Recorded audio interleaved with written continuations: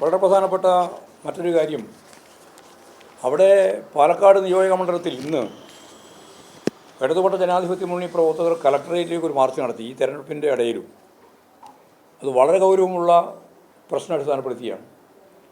ഏതാണ്ട് 2500ഓളം vote address ഇല്ലാത്ത, പേരില്ലാത്ത, വീടില്ലാത്ത, യാതൊരു തരത്തിലുള്ള തിരിച്ചറിവുമില്ലാത്ത നിലയിൽ, പിന്നെ ഇരട്ട വോട്ട് ഉൾപ്പെടെ 2500ഓളം വോട്ട് അവിടെ ചേർത്തിട്ടുണ്ട് ആ ഒരു മണ്ഡലത്തിൽ മാത്രം.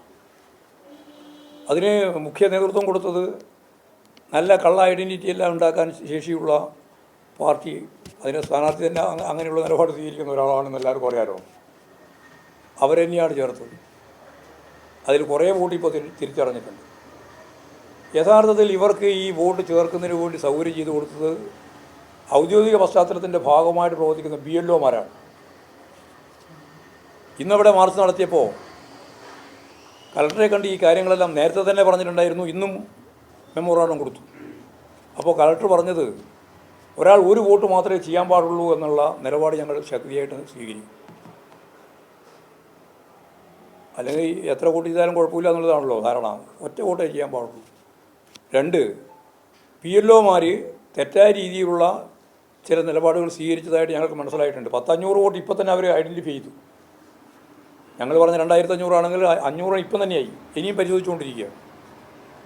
സ്വാഭാവികമായിട്ടും ഇത്തരം നിലപാട് സ്വീകരിച്ച BLOമാരുടെ പേരിൽ നടപടി സ്വീകരിക്കും എന്ന് ഇപ്പോഴും വ്യക്തമാക്കിയിട്ടുണ്ട്. കാരണം എന്താ പറഞ്ഞാൽ, ഇത് തിരഞ്ഞെടുപ്പ് അട്ടിമറിക്കലിൻ്റെ വേറൊരു ഭാഗമാണ്. യൂത്ത് കോൺഗ്രസ് പ്രസിഡന്റ് സ്ഥാനത്തേക്ക് മത്സരിച്ചിട്ട് കള്ള ഐഡൻറ്റിറ്റി ഉണ്ടാക്കി, കാർഡുണ്ടാക്കി, അങ്ങനെയാണ് ജയിച്ചത് എന്ന് കോൺഗ്രസ്സുകാർ തന്നെ പറഞ്ഞതാണ് രാഹുൽ മാക്കൂട്ടത്തെ പറ്റി. ഇവിടെ വോട്ടർ ലിസ്റ്റിൽ തന്നെ പുതിയ ആളുകളെ ചേർത്ത്, അത് ആരെയും അഡ്രസ്സ് ഇല്ല, എവിടെയാണെന്ന് അറിയില്ല, ഒരു വീട്ടിലും അവരെ പറ്റി അറിയില്ല. ഇപ്പോഴാണല്ലോ ഇത് കൃത്യമായിട്ട് മനസ്സിലായത്. ഇപ്രാവശ്യം മുഴുവൻ വീടും നിങ്ങളിപ്പോൾ പറഞ്ഞല്ലോ, എണ്ണയിട്ട യന്ത്രം പോലെ UDF പ്രവർത്തനം ചരിത്രത്തിലാദ്യമായിട്ട് നടന്നു എന്നല്ല. അവിടെ എല്ലാവരും നന്നായിട്ട് വർക്ക് ചെയ്തിട്ടുണ്ട്.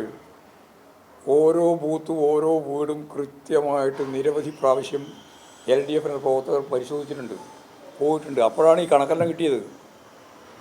അപ്പോഴാണ് ഈ അഡ്രസ്സ് ഇല്ലാതെ വോട്ട്, ആളില്ലാതെ വോട്ട് എവിടെയാണെന്ന് വീട്ടുകാർക്ക് അറിയില്ല. വീട്ടുകാരോട് ചോദിച്ചാൽ മതി, ഇവിടെ ഇങ്ങനൊരു വോട്ടറുണ്ടോ? ഇവിടെ ഇങ്ങനൊരു വോട്ടറില്ല, പക്ഷേ പേരുണ്ട്, ലിസ്റ്റിൽ കൃത്യമായിട്ട് പേരുണ്ട്. അപ്പോൾ ആ പേര് എവിടെ നിന്ന് വന്നു എന്ന് അവർക്കറിയില്ല. അങ്ങനെയുള്ള 2500 വോട്ടുണ്ട്. ആ വോട്ട് മുഴുവൻ നീക്കം ചെയ്യണമെന്നാണ് ഞങ്ങൾ പറഞ്ഞത്. അല്ലെങ്കിൽ എന്താ പറഞ്ഞാൽ, കള്ള വോട്ട് കൊണ്ട് ജയിച്ചു എന്ന് വരും. അത് ജയിക്കാതിരിക്കണമെങ്കിൽ ഒറ്റ വഴിയേ ഉള്ളൂ, കള്ള വോട്ട് പറ്റില്ല, നീക്കണം. അത് BLOമാരുടെ പൂർണ്ണമായ പിന്തുണയോടുകൂടിയാണ് നടത്തിയത്. ആ BLOമാരുടെ പിന്തുണയോട് നടത്തിയിട്ടുള്ള ഈ കാര്യം ശക്തിയായിട്ട് അവിടെ ഇപ്പോൾ രേഖപ്പെടുത്തപ്പെട്ടിട്ടുണ്ട്. നടപടി സ്വീകരിക്കും എന്ന് കലക്ടർ ഇപ്പോഴും പറയുകയും ചെയ്തിട്ടുണ്ട്. വളരെ പ്രധാനപ്പെട്ട മറ്റൊരു കാര്യം, ഇന്ന് ചില പത്രങ്ങൾ തന്നെ മുഖപ്രസംഗം എഴുതിയിട്ടുള്ള കാര്യമാണ്. അത് കോഴിക്കോട് ചേവായൂർ, സാധാരണ രീതിയിൽ അത്ര വലിയ ദേശീയ വാർത്തയാക്കേണ്ട കാര്യമൊന്നുമില്ലെങ്കിലും ഒരു പത്രം ഇന്ന് മുഖപ്രസംഗം എഴുതിയ പശ്ചാത്തലത്തിൽ അത് വിശദീകരിക്കാതിരുന്നാൽ ശരിയാവില്ല. പത്രത്തിൻ്റെ വിശദീകരണം കേട്ടാൽ ഏകപക്ഷീയമായിട്ട് അവിടെ എന്തോ ഇടതുപക്ഷ ജനാധിപത്യ മുന്നണി ആ ബാങ്ക് പിടിക്കാൻ വേണ്ടി നടന്ന ഒരു പ്രക്രിയയെ സംബന്ധിച്ചാണ് പറഞ്ഞുകൊണ്ടിരിക്കുന്നത്. സൂക്ഷ്മമായിട്ട് പരിശോധിച്ച് നോക്കിയാൽ അവിടെ കഴിഞ്ഞ പ്രാവശ്യവും ഇലക്ഷൻ നടന്നിട്ടുണ്ട്.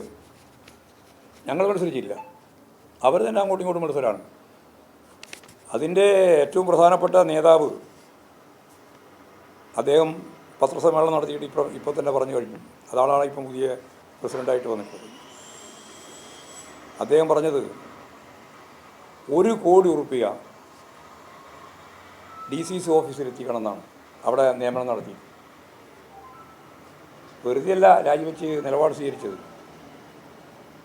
1 കോടി ഉറുപ്പിക DCC ഓഫീസിലേക്ക് എത്തിക്കണമെന്ന് എന്നോട് പറഞ്ഞു എന്ന് ഇപ്പോൾ പ്രസിഡൻ്റായിട്ട് തിരഞ്ഞെടുക്കപ്പെട്ട അദ്ദേഹം തന്നെ ഒരു അഡ്വക്കേറ്റാണ് കൃത്യമായിട്ട് പറഞ്ഞതിനെ അടിസ്ഥാനപ്പെടുത്തിയിട്ട് അതിശക്തിയായ രീതിയിലുള്ള വിയോജിപ്പിനെ തുടർന്നാണ് അവരവിടെ ഔദ്യോഗിക കോൺഗ്രസ് പാനലിനെതിരായിട്ട് മത്സരിച്ചത്. 7 പേര്. ഞങ്ങളതിനോടൊപ്പം ചേർന്ന് 4 പേര്. ഞങ്ങൾ 4 ആളേ ഉള്ളൂ. കഴിഞ്ഞ പ്രാവശ്യം അവിടെ പോൾ ചെയ്തത്, ഇന്ന് എഴുതിയ മുഖപ്രസംഗത്തിൽ പറയുന്നത് 8400ഓളം ആളുകൾ മാത്രമേ പോൾ ചെയ്തിട്ടുള്ളൂ എന്നാണ്. കഴിഞ്ഞ പ്രാവശ്യം പോൾ ചെയ്ത് 6000. പറയുന്നതിനും എഴുതുന്നതിനും എന്തെങ്കിലും വ്യവസ്ഥ വേണം, പ്രത്യേകിച്ച് പ്രധാനപ്പെട്ട പത്രം. കഴിഞ്ഞ പ്രാവശ്യത്തെ അവിടെ പോളിംഗ് നടന്നത് 6000 ആകെ വോട്ട്. ഇപ്രാവശ്യം പോളിംഗ് നടന്നത് 8400. 1300 വരെ വോട്ടിനാണ് അവിടെ ജയിച്ചത്. എന്നിട്ട് അവിടെ വന്ന് അവിടെ തിരിച്ചയച്ചു. അതിൻ്റെ അടിസ്ഥാനത്തിലാണ് ഈ കാര്യം ഇങ്ങനെ വന്നത് എന്നൊക്കെ പറഞ്ഞുകൊണ്ടിരിക്കുകയാണ്. അവിടെ കൊട്ടേഷൻ സംഘത്തെ അയക്കുകയായിരുന്നു കോൺഗ്രസ്. ഇപ്രാവശ്യം കൊട്ടേഷൻ സംഘത്തെ അയക്കുമെന്ന് എല്ലാവർക്കും അറിയാമായിരുന്നു. നിങ്ങളാരും മുണ്ടിയിട്ടില്ല എന്ന് മാത്രമേ ഉള്ളൂ. നിങ്ങളുടെ മുഖത്ത് നോക്കിയിട്ട് തന്നെയാണ് ആ വിവരം പുറത്തു വന്നത്. സുധാകരനാണ് പ്രസംഗിച്ചത്. അവിടെ സുധാകരൻ പ്രസംഗിച്ചിട്ട് പറഞ്ഞതെന്താ? വിമതന്മാരെ ഒന്നിനെ ഈ നാട്ടിൽ ജീവിക്കാൻ അനുവദിക്കില്ല. എല്ലാ ഭാഗത്തുനിന്നും ശൂലങ്ങൾ വരും. അതിൻ്റെ മുമ്പിൽ ഞാനുണ്ടാവും. ജീവിക്കാൻ ആഗ്രഹിക്കുന്ന ഒരാൾ വിമതനായിട്ട് നിന്നാൽ, അവർക്ക് വോട്ട് ചെയ്താൽ പിന്നെ ഞങ്ങളിവിടെ അനുവദിക്കാൻ പോകുന്നില്ല എന്ന് പരസ്യമായിട്ട് പച്ചയായിട്ട് പറഞ്ഞതാണ്. പക്ഷേ കേരളത്തിലെ മാധ്യമങ്ങൾക്ക് യാതൊരു തരത്തിലുള്ള വാർത്തയായിട്ട് വന്നില്ല. അത് ചിലർ മാത്രം ഇങ്ങനെ അല്ലറ ചില്ലറ കൊടുത്തു ഒഴിവാക്കി. അതിൻ്റെ തുടർച്ചയായിട്ട് ഉറപ്പല്ലേ സുധാകരൻ ഇത് പ്രസംഗിച്ചിട്ടുണ്ടെങ്കിൽ കൊട്ടേഷൻ സംഘം ഉണ്ടാവും എന്നുള്ളത്. ഇപ്രാവശ്യം കൊട്ടേഷൻ സംഘം, നിരവധി കൊട്ടേഷൻ സംഘങ്ങൾ, ഈ പറയുന്ന ആയിരക്കണക്കിന് ആളുകൾ, 8000-ഓളം ആളുകൾ വോട്ട് ചെയ്തിട്ടുണ്ടല്ലോ. ആ വോട്ട് ചെയ്യുന്നതിൻ്റെ പല ഭാഗത്തായിട്ട് സംഘർഷം ഉണ്ടാക്കുകയും കുഴപ്പമുണ്ടാക്കാൻ ശ്രമിക്കുകയും ചെയ്തു. പക്ഷേ അതിനൊക്കെ ജനങ്ങൾ നല്ല രീതിയിൽ കൈകാര്യം ചെയ്തു, നല്ല രീതിയിൽ പ്രതിരോധിച്ചു. ജനാധിപത്യപരമായ രീതിയിൽ തിരഞ്ഞെടുപ്പ് നടന്നു. 1300-ഓളം വോട്ടിന് ഇവരെല്ലാം ജയിക്കുന്ന നില വന്നു. പുതിയ പ്രസിഡന്റ് വന്നു. പുതിയ പ്രസിഡന്റ് ഞങ്ങളാരും ആയിരുന്നില്ല, പഴയ കോൺഗ്രസിൻ്റെ തന്നെ നേതാവാണ് അഡ്വക്കേറ്റ്. അതുകൊണ്ട് തെരഞ്ഞെടുപ്പിനെ സംബന്ധിച്ചിടത്തോളം ജനാധിപത്യ സംവിധാനത്തിൻ്റെ സൂക്ഷിപ്പുകാരും നടത്തിപ്പുകാരുമായിട്ട് ചില ആളുകൾ ചമഞ്ഞ് ഇത്തരത്തിലുള്ള വാർത്തകൾ ഉപയോഗപ്പെടുത്തിയിട്ട് മുഖപ്രസംഗം എഴുതുമ്പോൾ ആ മുഖപ്രസംഗം എഴുതുന്നവർ മനസ്സിലാക്കണം, സുധാകരൻ നടത്തിയ പ്രസംഗം, അവർ കൊണ്ടുവന്നിട്ടുള്ള ഈ ക്രിമിനൽ സംഘം, ആ സംഘത്തിൻ്റെ ഭാഗമായിട്ട് നിൽക്കുമ്പോൾ ജനങ്ങളെടുത്ത നിലപാട്, വലിയ രീതിയിലുള്ള ഭൂരിപക്ഷത്തിന് ജയിക്കുന്ന ഒരവസ്ഥ, ഇതൊക്കെ കണ്ടിട്ട് തെറ്റായ നിലപാട് സ്വീകരിക്കാൻ പ്രേരിപ്പിക്കുന്ന രീതിയിലുള്ള മുഖപ്രസംഗമാണ് ഇന്ന് ഒരു പത്രം വൃത്തിയായിട്ട് എഴുതിയിട്ടുള്ളത്. അപ്പോൾ ശൂലം 4 ഭാഗത്തും വരും, ഞാനതിൻ്റെ മുമ്പിലുണ്ടാവും, ജീവിക്കാൻ തന്നെ അനുവദിക്കില്ല എന്നെല്ലാം പ്രസംഗിച്ച ഒരു നേതാവിൻ്റെ, സംസ്ഥാന പ്രസിഡൻറ്റിൻ്റെ കീഴിൽ നടക്കുന്ന ഒരു ഇലക്ഷനിൽ നല്ല കരുതലോടുകൂടി തന്നെയാണ് ജനങ്ങളൊക്കെ ആ ഇലക്ഷനിൽ പങ്കെടുത്തത്. രാവിലെ തന്നെ അവരൊക്കെ വന്ന് കൃത്യമായിട്ട് ക്യൂ നിന്ന് വോട്ട് ചെയ്തു. ആ വോട്ട് ചെയ്ത പശ്ചാത്തലത്തിലാണ് അവിടെ വലിയ വിജയം ഉണ്ടാക്കാൻ സാധിച്ചിട്ടുള്ളത്. സുധാകരൻ്റെ ഭീഷണിയൊന്നും അവിടെ വിലപ്പോയിട്ടില്ല എന്നുള്ളതാണ് ഇലക്ഷൻ കഴിഞ്ഞപ്പോഴുള്ള വാർത്ത. ഇനി നിയമയുദ്ധം നടന്നില്ല, ആർക്കും കുഴപ്പമില്ല, നിയമയുദ്ധം നടത്തിക്കോട്ടെ. പക്ഷേ നേരിട്ടുള്ള ക്രിമിനൽ യുദ്ധം നടത്താൻ പാടില്ല എന്ന് മാത്രമേ ഞങ്ങളൊന്നും ഇന്നും പറഞ്ഞിട്ടുള്ളൂ. അത് നടത്താനാണ് സുധാകരൻ ശ്രമിച്ചത്. അതിന് ജനങ്ങൾ അഭിമുഖീകരിച്ചിട്ടുണ്ട്. ഇത്രയും കാര്യങ്ങളാണ് പറയാനുള്ളത്.